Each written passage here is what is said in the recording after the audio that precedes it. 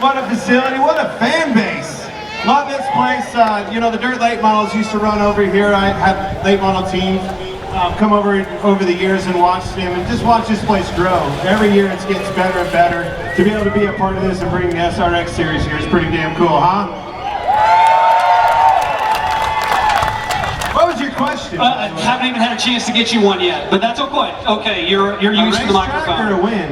Both. Oh no, I don't have a racetrack. So I don't have a damn win either. You've been taking all the wins. Yeah. Huh? Well, one of them. Can I ask a question? Did you have a question? I do, believe it or not. That's how ADD works, by the way. Did you see how that just veered off the track? I derailed is what they call that. It happens. Yeah. So 3 years it's been since you've been behind the wheel. This is your first year back. I know you had the itch to get back. How fitting is this series to be able to scratch that itch? You know, I think it's perfect. When I retired from Cup racing and got, you know, in the booth, which I'm sorry, by the way, if you guys watched that, but we have a lot of fun and call some good races. But I was burnt out. You know, my kids are 6 and 8. I was wanting an opportunity to hang out with them, and you know, when Fox called and offered me that job, that's exactly what happened. We got an opportunity to enjoy one another and spend some time doing things that I never got a chance to do. Been out west, all in a motorhome, all, you know, traveling around the country in the bus and having a good time. But all of a sudden this year is like, damn it, I want to race again. And this SRX series is the perfect home and the perfect fit. There's a bunch of old misfits, just like well, some are older than others, but a ton of fun. You know, the cars are competitive. Believe it or not, they're pretty throaty. Got some horsepower under the hood, and I'm racing all over on the tracks that I didn't ever get a chance to race at. Stafford Speedway started up there in Connecticut. Oh my gosh, what a cool racetrack. Awesome pedigree of drivers that come out of there. VIR that I raced at had a blast up there, another track I've never been to, and I've watched a lot of races here, but believe it or not, I've never been on it, so perfect fit at SRX.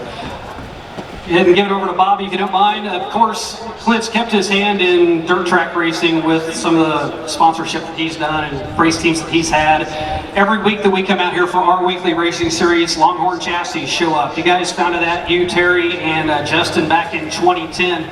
Obviously, you have to have a background in dirt to be able to do that as well. Where did the development for the Longhorn chassis and your love for dirt racing come in? Yeah, we were actually at Talladega for the big race, and Jonathan Sherman at work for Gibbs said, hey, let's go over to the Talladega short track.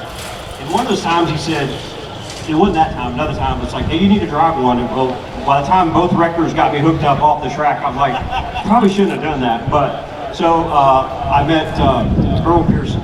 And so when I met Earl, we just hit it off. The next year, we talked some more. I ended up buying the team. And so I bought a dirt late model team, right? And I don't know much about it. But we had master-built chassis, we had 5 cars, we had a big toter and a trailer, and we were winning races and championships. So that kept going, and then we started building Longhorn chassis for ourselves. And they weren't very good, so so Earl was our guinea pig. And I remember this vividly, as we built like 4 or 5 cars, and we'd throw them away because they weren't any good. And so my nephew one day, we were just kind of like struggling along, and he said, hey, Uncle Bobby called me and said, hey, we sold 4 cars. I said, okay. He said, no, 4 today. So we started getting better, and so we started getting, you know, more help, and then we started building more cars, getting more customers, and they'd come to the shop, they'd put a motor in, they'd go run that night at Gaffney or somewhere, they'd win, and that would sell another car, and they just went down the line. So everything was great. We sold it to Steve Arpin late last year, but our Longhorn, to me, is still in our heart, and Justin still has a big part of it. So I think they sold 800 chassis now, or 900, whatever it was, and I asked Justin, I said, man, I wish I'd have known. I'd have bought like number whatever, 800. He said, that's all right, I just saved you some money. So anyway, so yeah, we're still, love that part, and if it all works out, we might go to Batesville tomorrow night and watch it run, you know, watch the race run, but I don't have anything to do with it anymore, but I still have it in my heart because there's a lot of blood, sweat, and tears to get to that point. Can pass the mic down to Ryan. Okay, before we get started, I have to do something, and I apologize. Your biggest fan, Missy, she just wanted you to wave. All right, we got that done. Coming coming into tonight, you had the point lead in the SRX series by a pretty sizable margin, but nothing's a given. What's the plan for tonight? Are we going to do a little bit of point racing or just let it all hang out? Stuart and I did a Zoom meeting yesterday, talking to some media, and I told him after the heat races I was going to lock him in the outhouse. That way he could start the feature. You know, you're racing against the best. I mean, Clinton and Bobby and all these other guys. Look, take a guy like Helio Castroneves, 4 Indy 500 wins, and not a lot of experience on dirt, but I promise you at some point tonight, he's going to make us think that we don't know what we're doing. And just a lot of fun to race with. And to answer your question, I really have to keep my nose clean and let the kind of things happen. We do have a pretty big lead, but it's after watching Stewart last week when he got every point there was possible.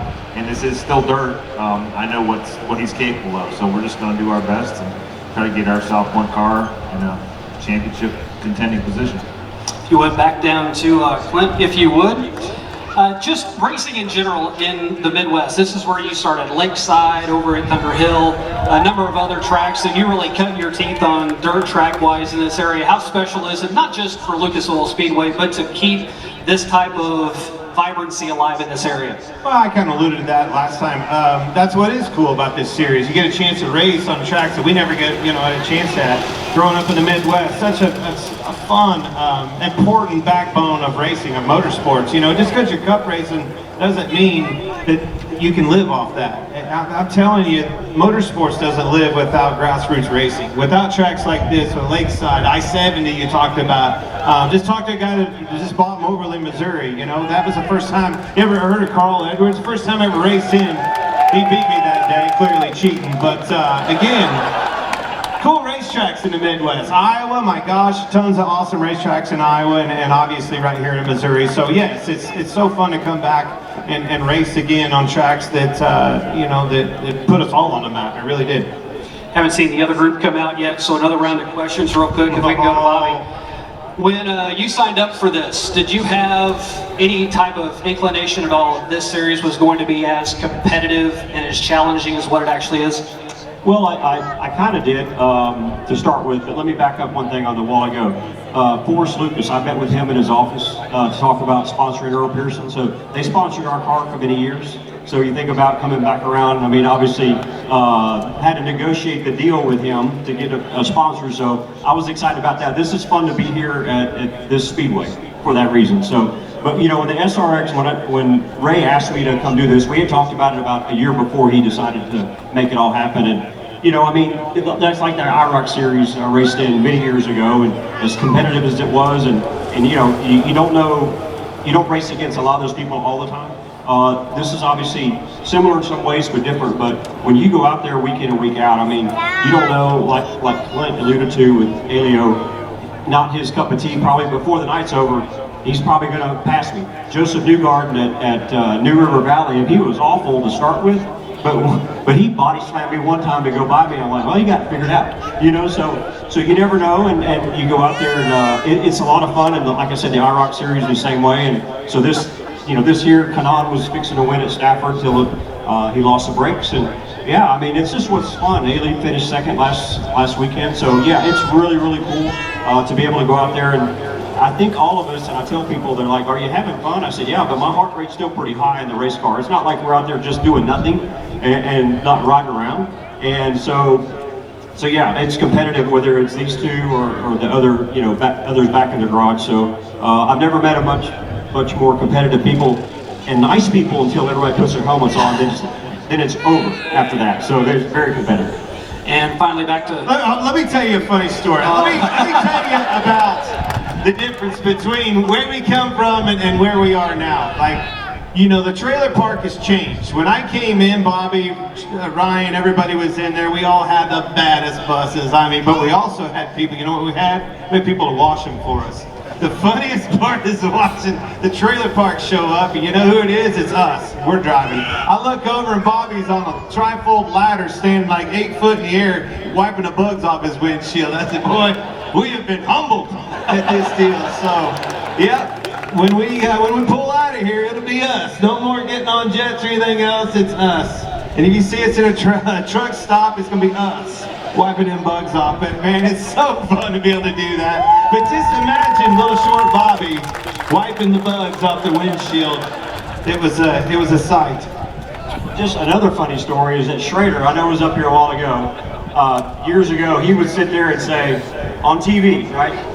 Somebody'd say, you know, after practice on Friday or Saturday, they'd say, well, you know, what are you going to do now? He said, I'll stop by Bobby's Boats. He's got this coldest beer in the garage. And I was like, man, you can't tell that to everybody, you know?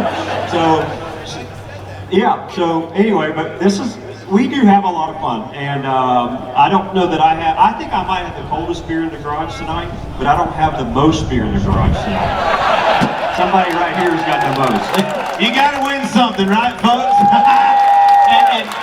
And Clint's not joking. When I was in the pits earlier, he was wiping his windshield, and I asked him why he didn't have cash up on the ladder. He said there was some type of child labor law to where he couldn't have that done. Lastly, just want to tell you how we appreciate being able to see you back on Sundays now, running from Rick Ware Racing on a handful of races in the Cup Series. What's that been like for you getting back out on a Sunday? Yeah, it's fun. I mean, I chose on purpose to race the short tracks just because I think they're more fun, which is what I told them when I signed up to do it. I was like, I don't want to do this unless we can have fun doing it. And there are times that it hasn't been fun, but in general, it's been a lot of fun. And look forward to, I think the next race is going to be at Darlington, my favorite racetrack, which is not exactly a short track, but the reason we did the first one was to get into the All-Star race, because you had to run a non-points, or had to run a points race to be in the non-points race. And then after that, we're going to go to Bristol and I think Martinsville and Homestead, which is always one of my favorite racetracks. So the goal there is to just make their program better, have fun. It's a Ford, and you know, just the cars. To answer, I guess, probably your question, the cars drive a lot like an Indy car, in that you got to keep them straight. The old style Cup cars, they had a lot of side force, and they didn't have the air going underneath the car to make the tunnel the way that they work. And the cars now, if you get them sideways, you lose that rear downforce, so they just spin around. That's why Clint's called it. I mean, you got a guy like Kyle Larson who's going out there and winning sideways sprint car races, $100,000 in a win, shows up on Saturday or Sunday and spins out in a Cup car. Like, why is that happening? Like, why of all people would he spin out? Because he likes to run the car that way, but the car doesn't want to run that way. So it's been a learning process going to different racetracks, short tracks, and the bigger tracks like Darlington to just try to figure out what the car needs and wants, because it is a good bit different. Ladies and gentlemen, please thank Bobby Labonte, Clint Bowyer, and Ryan Newman. Real quick, so I got a phone call earlier this week, and it was Johnny Morris. Said, man, I'm going to sponsor your car. Immediately got supersonic nervous, right? Then he says he's bringing 3,000 people here to root me on. Who's here from Bass Pro Shops? Yes! I love the Bass Pro Shops, and we love Johnny Morris. We love you guys. Thanks for coming.